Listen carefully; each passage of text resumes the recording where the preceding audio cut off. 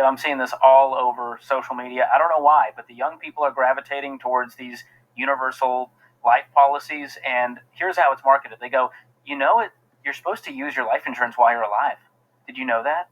And everyone's like, oh my gosh, this is brilliant. This investing policy inside of my whole life. Oh my gosh, this is amazing. I'm going to become a millionaire.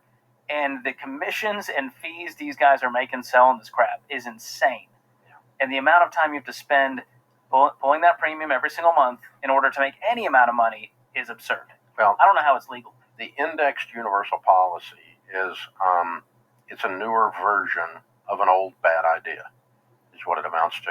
And so what you're going to find if you take this product apart and look at the components of it, the insurance portion goes up every year. It's basically what we call an ART, an annual renewable term. Term insurance, all life insurance gets more expensive every year that you're alive, period. Because you're statistically more likely to die every year you're alive, right? Brilliant. So if you're 51, you're more likely to die statistically than if you're 50, period. Okay? End of story. Now, how do you get then a 15 or a 20-year level term insurance? Well, it is cheaper than the average of the 15-year of increases.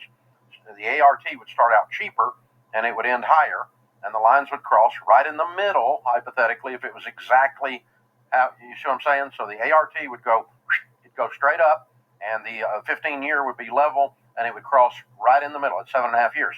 However, it doesn't do that because it is cheaper for an insurance company to produce a 15-year policy because they keep you for 15 years, then it's called persistence in the insurance business, than it is for them to try to get you to stay with a policy that goes up every year. Can you imagine that if you get a bill and every year it goes up, you're probably more likely to cancel that. So that policy doesn't stay on the books, so it's more expensive for them to sell ARTs. So net result is a 15-year is way cheaper than the average of 15 years of ART. Okay? Now, the index universal goes up every year inside the policy, but you don't see it. So if you got a $400 premium, a certain portion, like on your, if you ever look at your mortgage payment, a portion goes to interest, a portion goes to principal. The further you go along, more goes to principal, less goes to interest. This is exactly the opposite. The further you go along, more goes to insurance, less goes, because the ART is going up every year inside there, less is going to your investments. And so if you keep the stupid thing long enough, it will begin to be the point that the premium you're paying will not even cover the insurance cost. And so it starts to eat back into your savings just to keep the policy alive. And the thing gets what we call upside down in the insurance business. And so now you've got a real piece of crap that's eating itself from the inside out. But they pitch it as this really sophisticated, nuanced. Listen, it's so complicated you don't understand. Just trust me. Yeah. As your insurance guy, I'm going to make you lots of money. Let me give you a clue. Okay, when you drive past most cities, the skyline has banks and life insurance companies.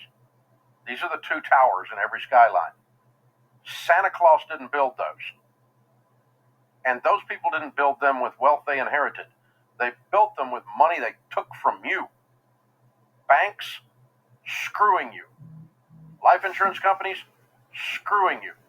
This has been going on for decades. Nothing new. It's not a new song, not a new dance.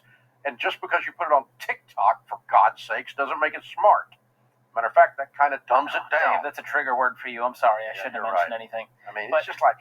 What we teach is that you should take the difference. That if you pay $5 for term life versus $100 for whole life, take the $95 you would have spent and invest that. And you're going to be way better off than having touched one of these crappy policies. Yeah. Oh, here, by the way, after you paid extra on this all these years and you die, they only pay the face value.